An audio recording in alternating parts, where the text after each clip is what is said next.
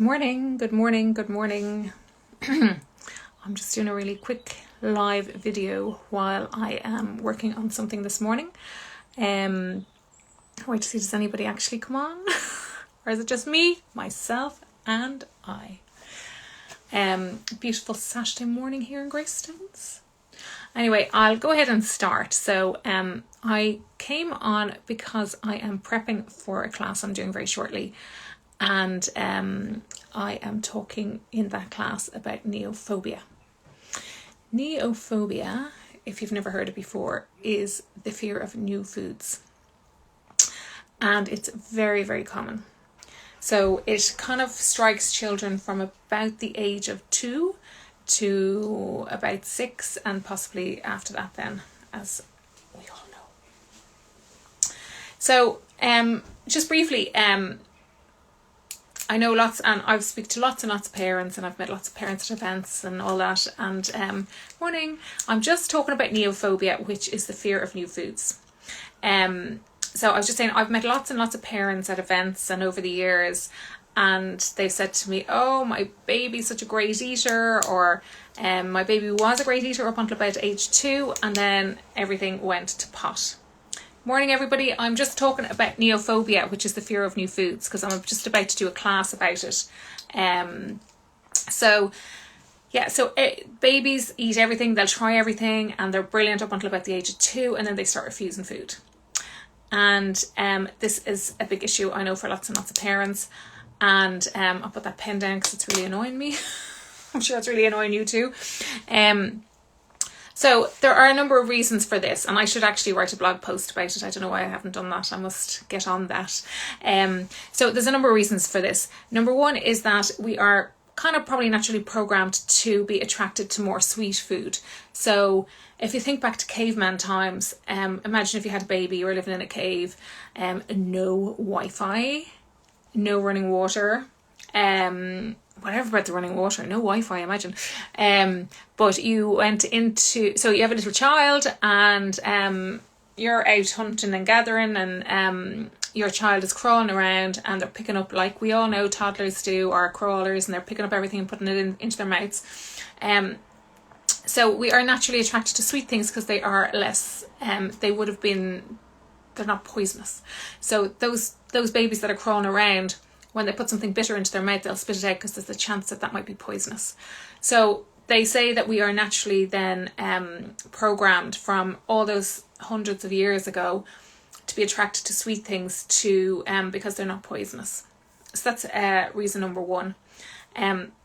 Reason number two is one of the things that children need is they need a lot of energy. And where does the energy come from? It comes from carbohydrates. So we're drawn to carbohydrates for energy. So that's a couple of reasons why we're drawn to all those really sweet things, and why we might have a fear of kind of other foods that are maybe not sweet. So that's neophobia. The key to neophobia, and you're not going to like this, is exposure to foods. So exposing our children to foods over and over and over and over and over again is the key to getting them used to those foods, is the key to getting them familiar with the foods and working their way towards tasting it. It's very frustrating. I know. I'm living it every day too. There's a lot of different research out there about how often we should expose our child to a food. I have read anything from about 10 exposures up to a situation where a mother had to expose her child up to 1,000 times to a food before they accepted it. Imagine that poor mother. Is this time number 873? So for most children, it's about 10 to 12 times, or it could be less, could be 7, before they'll accept a new food. But we as parents give up after about 3 attempts. Sometimes after 1 attempt. So I know it's really frustrating, and I know it's really annoying, but we need to keep exposing our children to food that we want them to eat. So this kind of feeds in back into what I was talking about, the division of responsibility and feeding that I was talking about recently. That's up as a post on my grid if you want to read about that.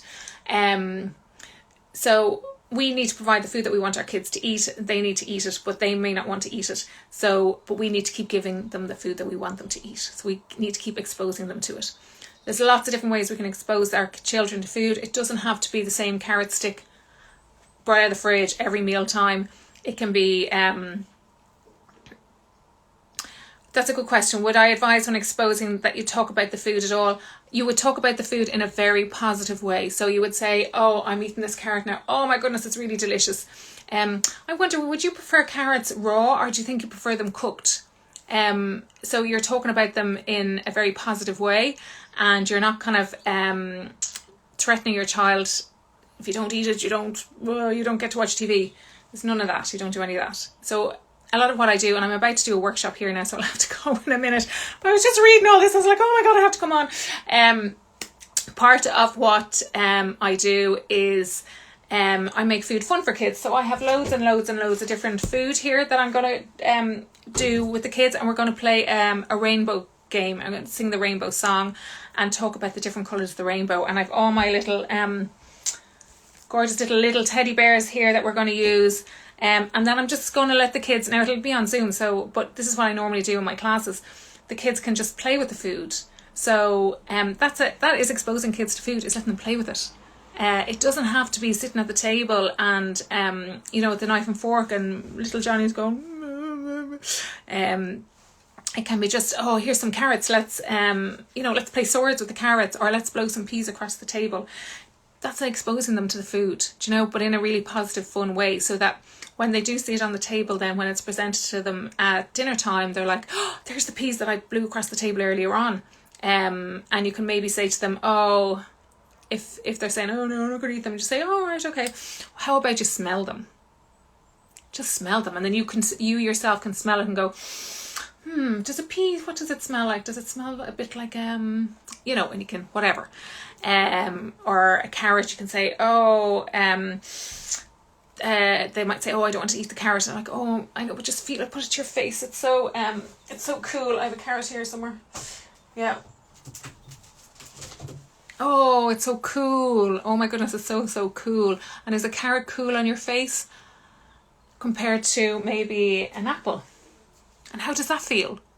So they're all exposing your child to food. So you need to expose your children to food all the time and talk about it in a really positive way.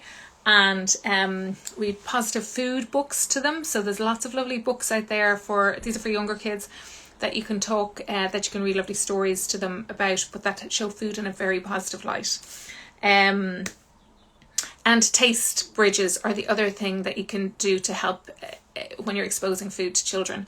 So a taste bridge is where you want to offer them a new food, but you know that they're going to be reluctant to try it. So you have a food bridge. So it might be, you might want to get them to eat brown bread, and they love white bread. So you might give them on their plate some white and some brown and see how they go with that.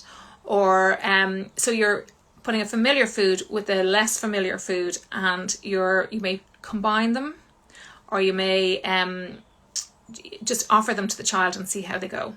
So that's a little bit about neophobia, and I'm really sorry now I have to rush because I have to go online in 11, so I should have put more thought into this. But if anybody has any questions, do direct message me, or what I will do is I might actually do a proper video about it, because it is a really key thing when you're talking about feeding children, especially kind of from that age 2 upwards.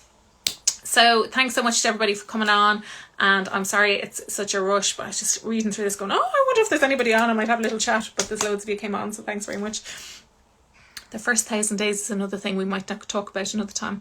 Okay, bye everybody, have a lovely Saturday. I have to go log on now, and expose your children. Doesn't matter if you're in the supermarket, go and say, oh, let's look at all the tomatoes, let's look at the different colours of tomatoes, let's look at the apples, look at the different types of apples. And maybe buy Granny Smith today and a Pink Lady tomorrow, or buy 2 types of apples and cut them up and say, okay, which apple do you prefer? Like, do you like this one or do you like this one? And There's loads and loads and loads of different things you can do, but just keep exposing them to it and don't get too disheartened. Think of that lady who'd had to go 1,000 times before her child accepted a new food. Okay, bye guys, have a great Saturday.